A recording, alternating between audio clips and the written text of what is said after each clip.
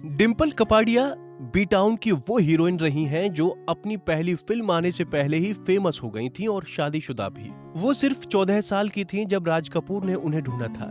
दरअसल राज कपूर एक फ्रेश चेहरा चाहते थे जिसे वो अपने बेटे ऋषि के साथ फिल्म बॉबी में लॉन्च कर सके। उनकी सिलेक्शन हिट भी रही। डिम्पल के क्यूट चेहरे और बोल्ड अदाओं ने तहलका मचा दिया था।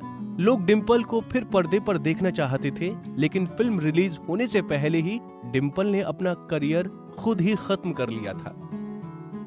दरअसल रिलीज से पहले ही डिम्पल ने अपने सपनों के शहजादे राजेश खन्ना से शादी कर ली थी और राजेश ने शादी से पहले ये शर्त रख दी थी कि वो शादी के बाद फिल्मों में काम नहीं करेंगी।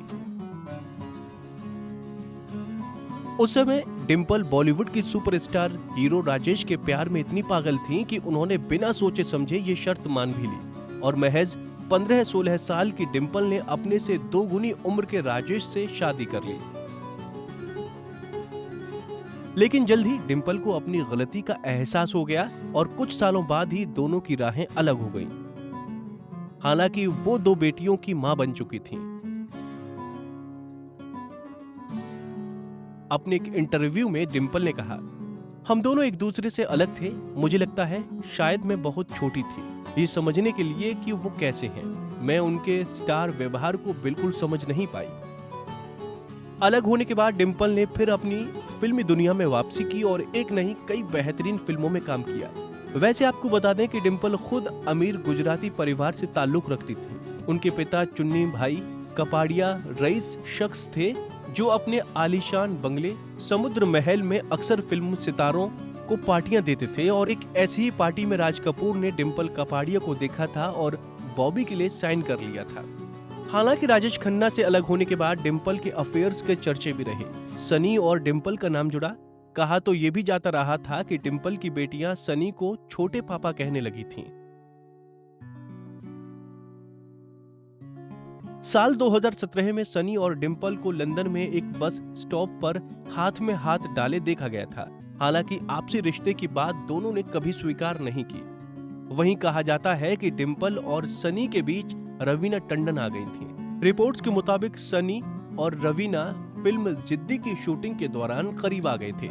डिम्पल कपाड़िया को जब ये पता चला तो वो काफी गुस्सा हो गई थी। एक नामी वेबसाइट के अनुसार डिम्पल रवीना और सनी देओल की फिल्म के सेट पर पहुंच गई थीं। सेट पर सनी और रवीना को बातें करता देख डिम्पल का पारा चढ़ गया। डिम्पल कपाड़िया ने रवीना को थप्पड़ जड़ दिया। इसके बाद दोनों में धीरे धीरे दूरियां आनी शुरू हो गईं क्योंकि सनी भी अपनी शादी तोड़ना नहीं चाहते थे। राजेश खन्ना और डिम्पल अलग जरूर रहते थे लेकिन दोनों ने एक दूसरे का साथ हरदम दिया। साल 1992 में जब राजेश खन्ना चुनाव लड़ रहे थे तब डिम्पल ने उनके लिए कैंपेन भी किया था और तो और राजेश खन्ना के आखिरी वक्त में भी डिम्पल उनके साथ रहीं।